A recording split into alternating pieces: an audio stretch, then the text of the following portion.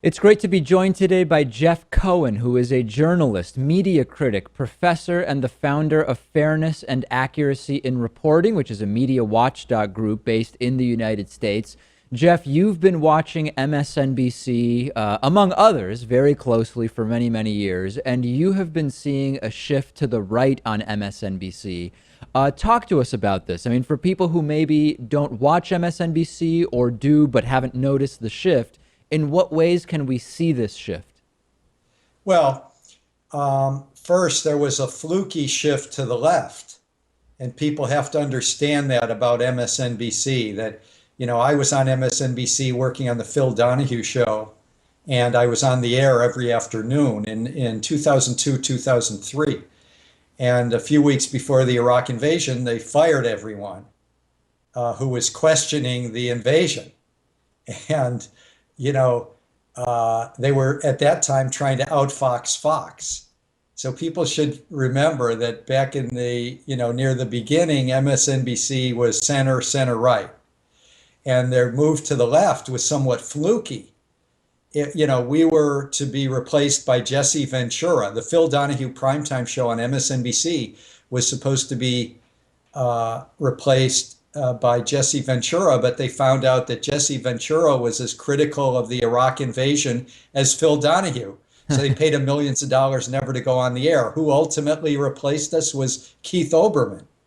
And Keith Olbermann seemed to be a hawk. He was supportive of the war. The invasion of Iraq was going on.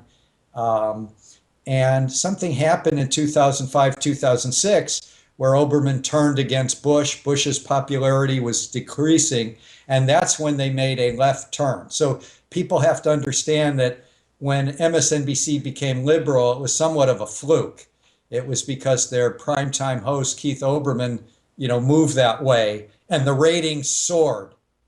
But they've never been, in my view, a progressive network, because it's hard to be progressive when your owner is General Electric, and now their owner is Comcast, one of the major foes of net neutrality. Yeah, I But mean, I've yeah, been so sort of talking about this for a while in the sense that when you look at Fox News and MSNBC, many people think of them as truly opposites. But in reality, you're talking about two very similar corporate media entities, one of which has sort of editorially been very clearly on the right, and another one which, as you sort of suggest, has been lukewarmly on the left. But really, it's a very similar structure in terms of how these businesses are operated, is it not? yeah, I think you've just made an important point. They're both corporate owned. They're both corporate controlled. On MSNBC, you're not going to see criticism of the Democratic Party leadership on those issues where the Democratic Party leadership and the Republican leadership are in alignment, like on all these corporate-friendly trade deals, or the expansion of the warfare state, or the surveillance state. Remember, MSNBC hosts, the alleged liberals, were just savaging Edward Snowden for being a punk, a coward, unpatriotic. And that's again because the Obama leadership was repressing whistleblowers who exposed the surveillance state. So I think the way your question was phrased, I mean, Fox News is way off on the far right, and MSNBC is sort of the left wing of a corporate spectrum.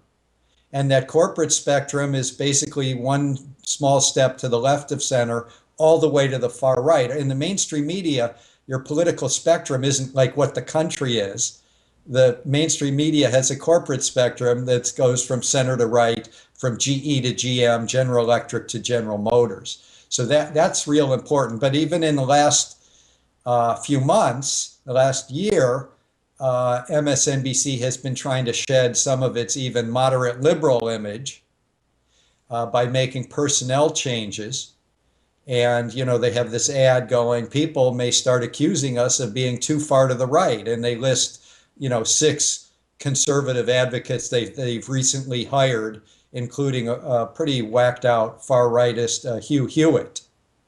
So yeah, there have been changes, but I think it's always been overblown how, that MSNBC is progressive. No, MSNBC has been allied with the Democratic Party leadership, and that tends to be a corporate leadership pro trade deals, pro expansion of wars and surveillance. That's not progressive. If you want progressive political news and analysis, you have to go to independent outlets like yours or Democracy Now!, Young Turks, Tom Hartman. You have to go to truly independents where they run their own show and they don't have General Electric or Comcast toning them down, hemming them in. I know about it firsthand because I was on the air at MSNBC in 2002, and they didn't want too many tough questions about Iraq before the invasion, when we could have perhaps stopped it. That's when we were muzzled.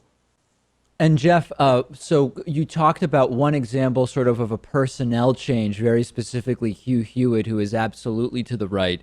When the average news consumer watches MSNBC, can you give us some other examples or ways in which one could identify this move to the right, other than they could be other examples of personnel changes or other editorial or ideological examples? Well, if it was a progressive channel in this last year, would they have called it breaking news every time Donald Trump was doing a rally or having a news conference, and they give him another free 20 minutes? I mean, to me, that's a real change. And when they point to their ratings going up, it's largely because they've become one of the Trump channels, especially during daytime. Obviously, there's criticism of Trump from some of the liberal hosts at night, but there's also, that's to me a change. I mean, that's to me a refutation of this idea that MSNBC is progressive in the way Fox News is right wing. No, it's not, and it's never been there. To me, David, the biggest personnel changes, the biggest change in MSNBC to the right was in 2011. And that's when Keith Olbermann, who'd been willing to criticize both parties when they were conservative, both parties when they were corporate, Keith Olbermann left. And he left when Comcast was taking over ownership from General Electric. And, Olbermann had problems. He knew that General Electric managers did not like his bashing of George Bush. And here comes Comcast taking over. And Keith Olbermann had been one of the clearest, proudest advocates anywhere on U.S. television for net neutrality. And now his new boss was going to be one of the major foes of net neutrality, and Olbermann left. And then a few months after that, in 2011, Cenk Uygur of the Young Turks was gotten rid of. Why? Because he was critical of the Democrats when they were corporate. So I think that's the biggest switch, was 2011. And right now, it's just, it's more a public they've hired a bunch of right-wingers to be analysts. But to me, it's been going pretty much too soft, too downhill. At most, you can call it corporate liberal or democratic liberal, but you can't really call MSNBC in recent years progressive. And this sort of comes down to sort of establishing false bounds for the debate, right? I mean, you can sort of imagine a very wide spectrum of the possible range of views on a particular issue. Like, I'm thinking back to coverage of Occupy Wall Street, for example. Yep. And within that, it seems corporate media establishes what are the acceptable bounds of debate. So to stick with Occupy Wall Street, you had those who say these are dirty communists, socialists, and they're bad. And then you had those who said these are not bad people and income inequality is a problem. And it sort of ignored the broader debate, which is, can we seriously analyze areas in which maybe capitalism has failed us, which could have been a really great debate to have, but it was sort of outside of the establishment bounds, wasn't it? Yes, I think what you just said is, it's sort of how mainstream media establishes acceptable debate. And, one way to change that would be to bring on a lot of the leaders and activists from Occupy Wall Street, but they didn't appear on a lot of stations, and including MSNBC. But I think the key is Occupy Wall Street was in many ways a movement, I'm glad you raised it, against both parties and against President Obama as well. And President Obama like Hillary Clinton today, they're pretty cozy with Wall Street. And that's a problem. But it's not a problem you're going to see addressed on MSNBC. I think part of the reason that MSNBC's been struggling in ratings prior to the Trump phenomenon is that you can't really get ratings if a lot of what you're doing is sort of apologizing for or justifying a status quo that is so unequal. And a lot of what's happened on MSNBC since the Democrats have taken power is sort of, apologizing for the status quo, not ever criticizing the Democratic Party when it sells out, as it often does at the leadership level, to big pharma or to the frackers in oil and gas or the nuclear industry. That can't be discussed on MSNBC, but it's discussed every week on Democracy Now! And more independent stations and outlets. So I think part of the problem is that if you see yourself as allied with the leadership of one of the two major corporate dominated political parties, you really can't be progressive. And that doesn't get you ratings to seem to be an apologist for the powers that be. And, on Rachel Maddow, you'd see her attacking wacky Republicans. And here's what some state senator for the Republicans said in Iowa about rape or about choice, or that becomes a little tiresome. And I think that a lot of the viewers and listeners, and this is what I teach at Ithaca College in the journalism department, is, independent media are booming because they don't have these narrow strictures where you have to sort of, let's avoid pointing out that what Obama's doing is, and his alliances with Wall Street are not that different from the Senate Republicans.